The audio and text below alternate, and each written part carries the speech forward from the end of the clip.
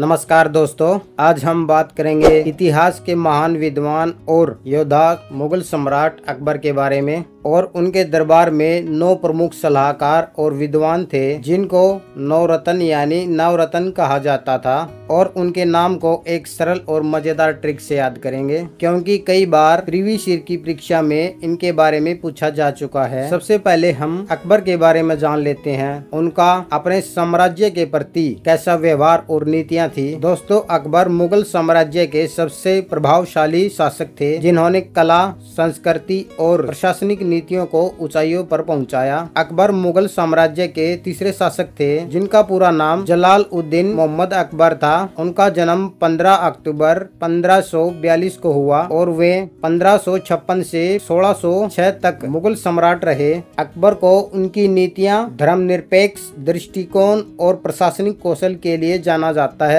उन्होंने अपने साम्राज्य का विस्तार किया और हिंदू मुस्लिम एकता को बढ़ावा दिया। दोस्तों, अकबर ने सुलह-ए-कुल नामक नीति अपनाई जो सभी धर्मों के प्रति सभी धर्मों के बीच आपस में भाईचारा बनाए रखना। और उन्होंने दीन-ए-इलाही नामक एक नया धर्म की शुरुआत की जिसमें विभिन्न धर्मों के अच्छे पहलुओं को एकत्रित किया गया। हालांकि यह बहुत लोकप्रिय नहीं हो सका। उनके शासनकाल को मुगल साम्राज्य का स्वर्ण युग माना जाता है जिसमें कला, संस्कृति और वास्तुकला का भी विकास हुआ था। दोस्तों, ये अकबर से संबंधित कुछ महत्वपूर्ण बातें थी। दोस्तों, अकबर के दरबार में ये नवरत्न विभिन्न क्षेत्रों में अपनी विशेषता के लिए जाने जाते थे। उनके नाम इस प्रकार हैं। उनमें सबसे प्रसिद्ध बिरबल, जिसे महेश दास के नाम से जाना जाता था, वे अकबर के दरबार में हास्य और बुद्धि के लिए प्रसिद्ध थे। उसके बाद तानसेन, जो महान संगीतकार और हिंदुस्तानी शास्त्रीय संगीत में योगदान के लिए बहुत प्रसिद्ध थे। उसके बाद अब्दुल फजल, जो अकबर के मुख्य सलाहकार और लेखक जिन्होंने आईने अकबरी और अकबरनामा लिखा था। उसके बाद फैजी, जो अबुल फजल का भाई था, जो अकबर के दरबार में कवि और विद्वान था। उसके बाद राजा टोडरमल, जो वित्त मंत्री जिन्होंने कर प्रणाली और राजस्व व्यवस्था को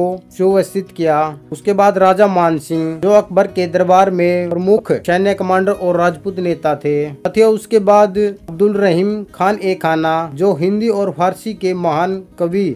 साथियों, वह अकबर के दरबार में रहीम के नाम से प्रसिद्ध था। साथियों, उसके बाद मुल्ला दो प्याजा, जो अकबर के दरबार में हास्यकार और बुद्धिमान सलाहकार माना जाता था।